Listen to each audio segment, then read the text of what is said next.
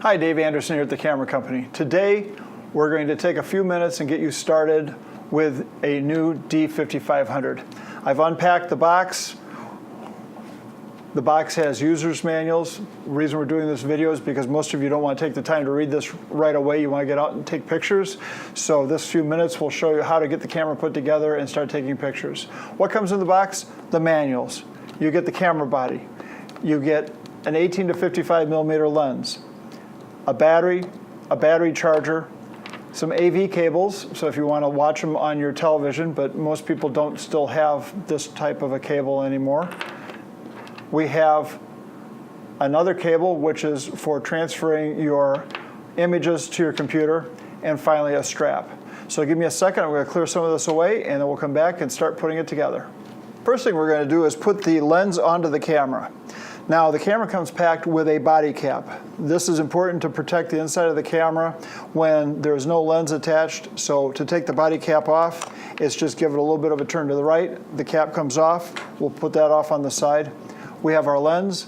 The lens comes with a back cap. We'll pop that off. And now to put the lens onto the camera, we line up this white little dot with a white dot on the side.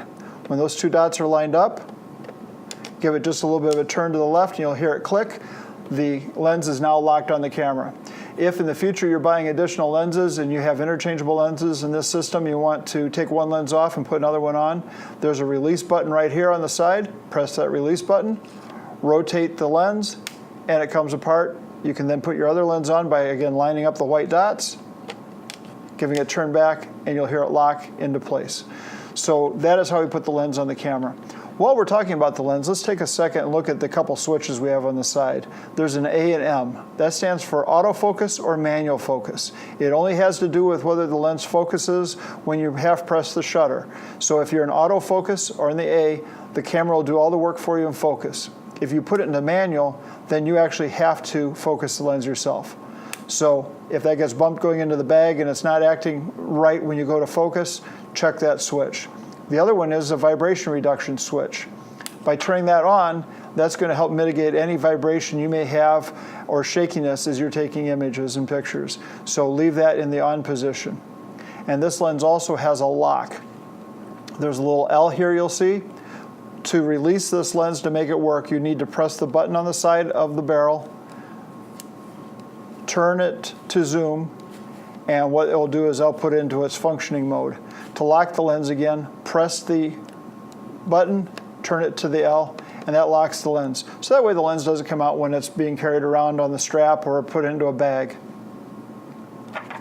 So now we put the lens on the camera, let's talk about the battery for a moment.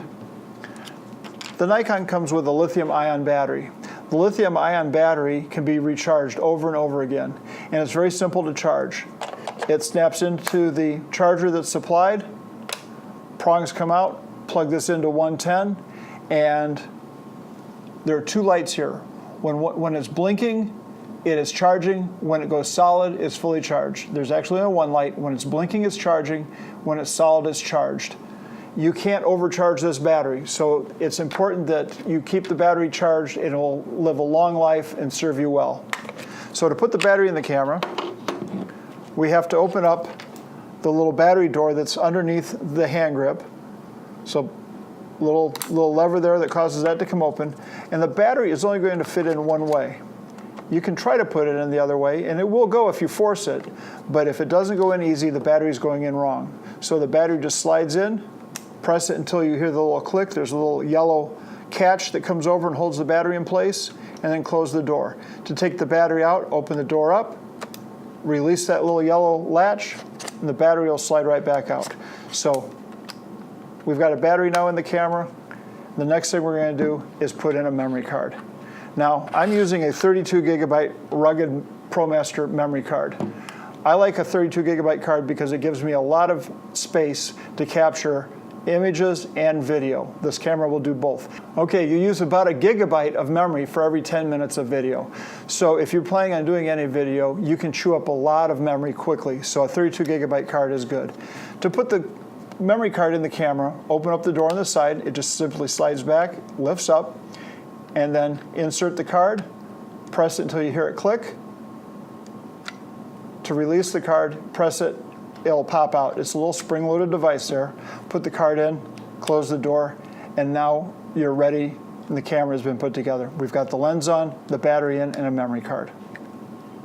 We've got the lens attached, the battery in, a memory card in, so we're going to turn the camera on for the first time. And when we do that, the Nikon is going to ask us to pick a language. Now, I strongly suggest you're very careful when you do this. It comes up and defaults to English. If that is okay, just hit the OK button here in the center of this command dial. If you want to do a different language, that's fine. I once got it into Russian. It took me a half hour to figure out how to get out. So I'm going to press OK. Now the second thing we do is set our time zone. So I'm going to move us back here and get us into the United States. And we're in Chicago, so we're in Central Time Zone. Now I like month, day, year as my date format, but you can choose year, month, day, month, year, however you want. I'm selecting month, day, year. I'm going to turn on my daylight savings time. Now notice I'm navigating by pressing on the up, the down, the left, or the right side of this little circular pad that has the OK button in the center. Once I get to where I want, I hit OK. This is 2016. The last time I looked, it was the 9th month, September. Today is the 6th. And every time I set one, I come over to the right. It is roughly 1 o'clock in the afternoon. And once I'm done, I get them all where I want. Down the bottom corner, it shows me OK. This is a touch screen also, so by punching on the OK, I just set it. And now the camera is set and ready to start taking some pictures. But before we jump into that, I want to show you a couple more things we should do real quick. We're going to press the menu button. And we have a number of icons on the left-hand side here.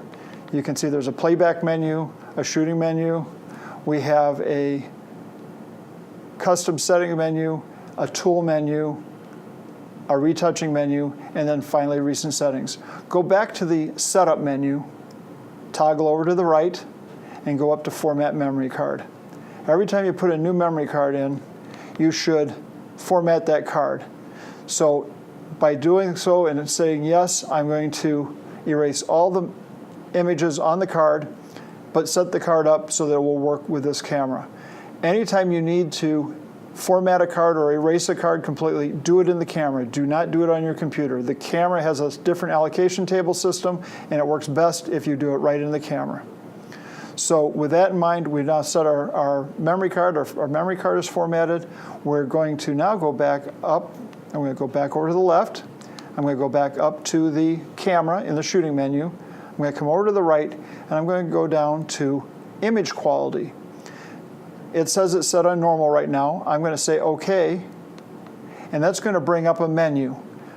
I believe that you should shoot a JPEG fine, or if you want to do some heavy-duty editing, you might want to shoot RAW in a JPEG. But JPEG fine is going to give you a large file, which will allow you to then make large-size prints and do some editing, some cropping.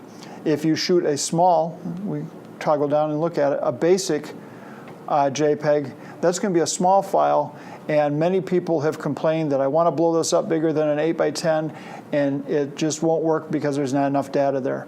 So memory, in essence, is cheap. Buy a big memory card and use the biggest file possible. So we're going to set this for JPEG fine. I'm going to come down to image size, and I can also determine an image size by selecting large, medium, or small, and here I'm going to leave it on large. It's going to give me a 24 megapixel file, and it's going to give me a very, very large file that I can then blow up in the future. So we're going to accept that. So now the camera is basically ready to go. Anytime you want to get out of a menu on the back, a half press on the shutter button will put you into the camera's ability to take a picture mode. Now, my flash popped up because of the fact I'm in the green auto mode, and that auto mode is going to be your friend. The auto mode basically tells the camera I need to have this type of exposure with or without a flash in order to take a good picture. Now, if you don't want a flash, just click back one notch and you'll see the little lightning bolt with a strike through it. That's telling you that it's in auto mode but without a flash. So I'm going to leave it in the auto mode without a flash for this demonstration. Now, to take a picture, simply look through the viewfinder. That is going to look through the lens. There's a mirror in there that allows you to see straight through the lens and what the camera is seeing. You focus by taking a half press on the shutter button, and then when it focuses, you're going to get a little beep, and you hear that little beep, okay? And a full press will take the picture, and then now you can see on the back of the camera that picture is represented right there. So again, half press on the shutter button, a full press takes the picture. Now, many of you have gotten used to using your iPhones or your cell phones or your smartphones, and you can go into live view. There's a little LV button here on the side, that's called live view. Pull it back, and what that's going to do is now give you basically a live picture of what you're seeing, no different than if you're holding your cell phone up. Again, a half press will focus it, a full press takes the picture, and you hear it goes away, thinks a little bit, and comes back. Now, live view is not good if you're doing sporting events because of the delay that it has associated, because it has to get the mirror out of the way, it has to take the picture, it has to put the mirror back in place, and get it all set up so that it can put the view on the back. I highly recommend using the viewfinder. Now that we've taken a bunch of pictures, let's review those images. To review those images, there's a little arrow here on the right-hand side that kind of looks like the YouTube icon. It's a little play button. If we press that button, our images will come up on the back, and by using this little round circle again, we can toggle through the images we just took. If we find an image that we don't like, it's real simple. We hit the trash can icon. It's going to say, do I want to delete that? If we say yes, we hit the trash can again, and the image is deleted. So basically, let's review this real quick. Auto is your friend, or auto without flash. You can use the viewfinder. That's looking right through the lens, or you can go into live view. Half push on the shutter will focus and take the picture. Full push takes the image. Turn the live view on and off by using this little lever on the side. So go out and take a bunch of pictures now. So we've put the camera all together, we're ready to go take some pictures. Let's talk about a few accessories that you might want to consider adding to protect your investment. First, a good sturdy bag. A good sturdy bag is always a good idea when you're transporting the camera from your home to someone else's house, when you're going to the beach, going to grandma's, whatever, a baseball game. You want to protect the camera from being dinged up, scratches, nicks, as well as from the elements. If it's raining outside or if it's snowing and cold, keeping the camera in a bag is a good idea. Now, another really good idea is a protective lens filter. A protective lens filter is nothing more than a clear piece of glass that goes over the front of the existing lens on the camera. What this will do is take any brunt of impact, dog noses, kid fingers, bangs against tables, and you'll end up hurting a filter for a few dollars, but protecting the investment of your camera and your lens. It has no impact on your image quality at all. It's a good idea to have a good HGX protection filter on the front of your lens. Now, keeping the lens and the camera clean, a microfiber cloth is always a good idea, as well as a lens pen. The microfiber cloth for wiping down the back screen and wiping the camera down, the lens pen, which has a brush so it knocks off any large pieces of dirt and particles on the lens, and then microfiber cloth with a carbon compound for polishing and taking all the oil and other residues off the lens. A cap leash is a good idea. This attaches to your lens cap as well as then to the barrel of the lens, keeping the lens cap handy so you don't lose the lens cap, and when you're not taking pictures, putting the lens cap back on will protect the lens. And finally, additional memory cards. Always buy the biggest card you can and the fastest card you can afford, because it's important that you protect those memories. You don't get a second chance to take pictures very often. So you take those images, you want them to be on a good quality memory card. I highly recommend the ProMaster rugged cards. These are awesome. They're waterproof. They will handle extreme temperature ranges, and it's very important to keep your prized pictures protected. Now, with that in mind, I hope you enjoyed this video. I hope it helped you. If so, follow us on Facebook, subscribe to our YouTube channel, or you can also click on this link that you see below to check out our classes we offer here at the Camera Company. Thanks, and we'll see you on the next video.